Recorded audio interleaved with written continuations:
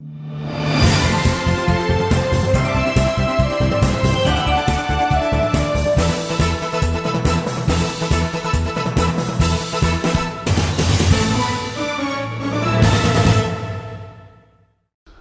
dear folks. Welcome to the show, Jack Chow on East West with G&E TV.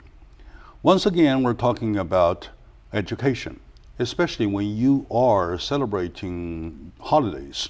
When you are trying to have some good time, though, you are bringing your family together for the fun.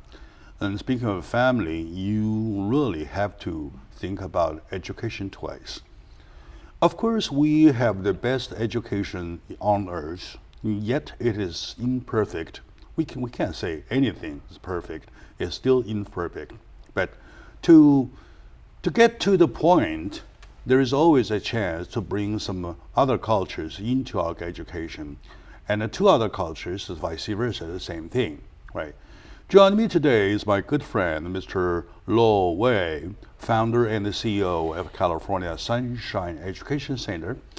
He's been traveling back and forth for the past 3.5 years already, if I'm right on the track, trying to push the subject that I'm talking about. So, once again, Mr. Lo, welcome to the show. Jack, always my pleasure to be at your show and to meeting our, although not face-to-face, our audience. All right. And to say something, to share something that I possess with them. Sure. The pleasure is always here with me.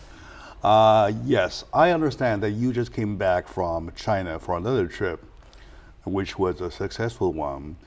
Can you please share some with us? Yes, my pleasure, always. And yes, in the last trip, before I can just cover my last trip in China, I would just picking up, continue the topic you just come up with, that the education post holidays. And I think that this is a good time to celebrating the year-end holiday season with families and with communities. And also it is a time for parents to show the kids education in how to spending their money, how to celebrating, and that's a good thing. That's a good thing. I think that's it looks like education is everywhere. As a matter of fact, education is everywhere, from the family to the community and to the school. That is the message I want to deliver to our audience. Number one. Number two, things to report to my past visit to China.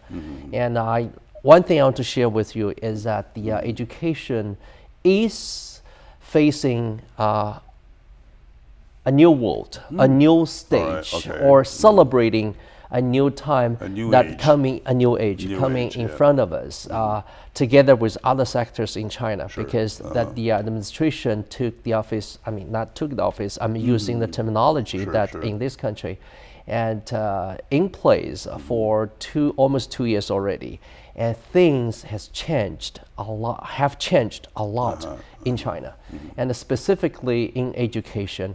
And basically, educators and the policymakers in China are talking to change its higher education examination system. That's a fundamental change. Yeah, we spent quite some time about it. Last time we covered some, but we didn't go in. Yeah, exactly. We didn't go into details about how the change would be. Exactly, and specifically going forward, starting from 2015. The college examination system will be starting to change, to make some change, starting from 2 provinces, from Shanghai and Jiangsu. And instead of taking paper tests, experimental type. It's experimental. It's a pilot, I would say.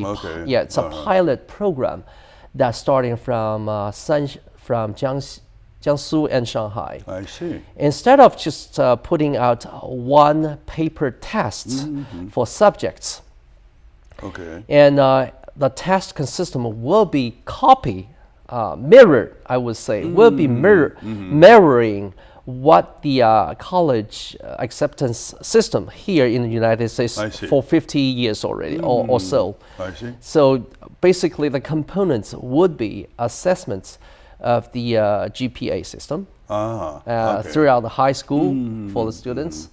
And also the standard test, of course, but the subject will be shrink down to 3 subjects. All right.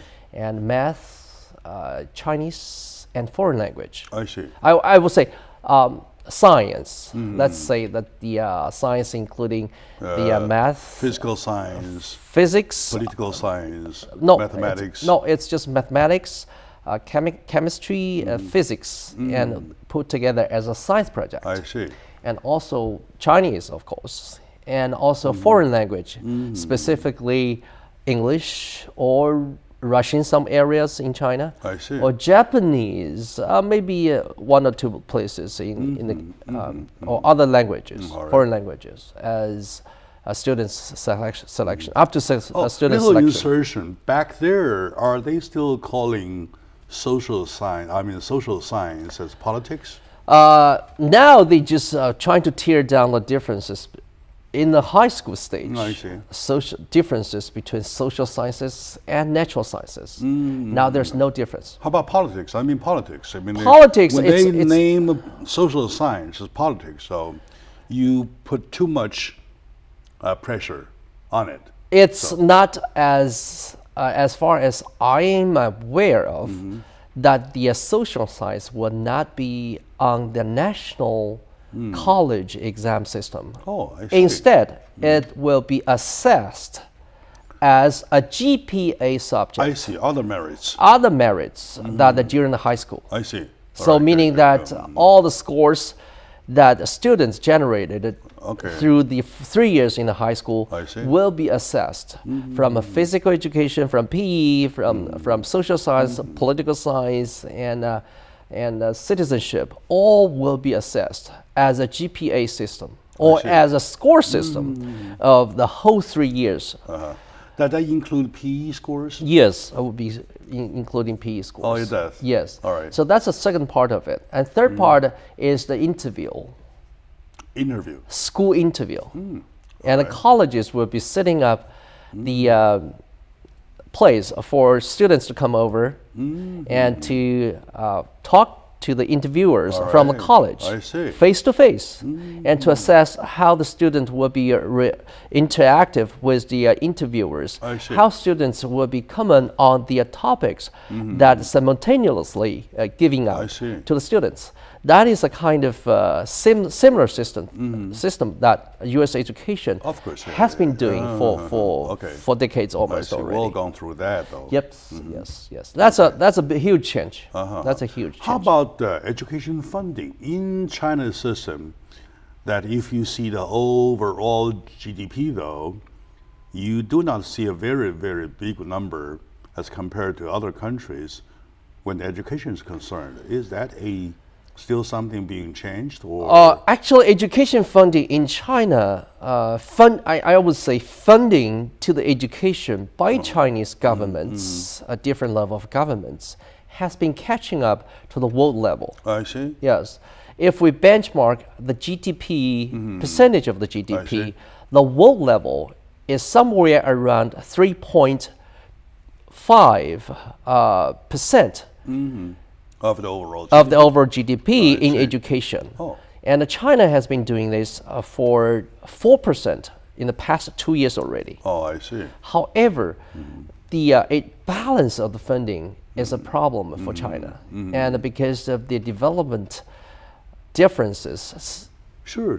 There's another issue, which is about the allocation of the funding. That is, I'm talking about allocation imbalance. I'm talking about remote areas where you do not even have a school. That is something Kids I want to go like miles after miles after miles to get to a spot, what they call school. Yes. A brick house or something, little thing. True. So how about those kind of allocation stuff? And that is something I want to share with you, is that the imbalance of a funding allocation is very, very outstanding as a problem. As a big problem in China. And let me give you a number.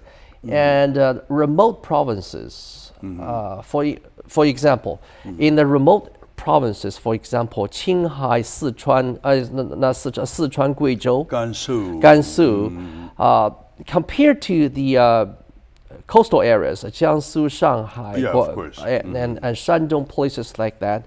And the differences is like about 2 digits, meaning that $1 goes to the education system in those remote provinces. There is about $16–15 going into school, same school in the coastal areas. So the difference is it's 2 digits. All right. Yeah. So we know that. And back to my audience, when we come back, we'll talk more about it because there really is something that the public needs to show their concern. Today, joining me is my good friend, Mr. Wei Luo, founder and the CEO of California Sunshine Education Center.